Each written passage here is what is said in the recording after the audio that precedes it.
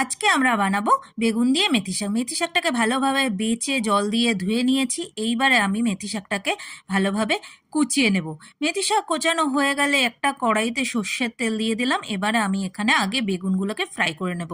বেগুনগুলোকে এইভাবে কেটে নিয়েছি। এখানে আমি দিয়ে দিলাম সামান্য লবণ আর হলুদ দিয়ে এটাকে আমি কিছুক্ষণ ফ্রাই করে নেব। ফ্রাই হয়ে গেছে, এবারে আমি এগুলোকে তুলে নিচ্ছি। এবারে তেলে দিলাম রসুন ফোড়ন। রসুনটাকে আমি এখানে গ্রেট করে নিয়েছি আর দিয়ে দিলাম কাঁচা লঙ্কা। আপনারা ঝালটা নিজেদের প্রয়োজন মতো দেবেন। আর দিয়ে দিলাম কুচিয়ে রাখা শাকটা।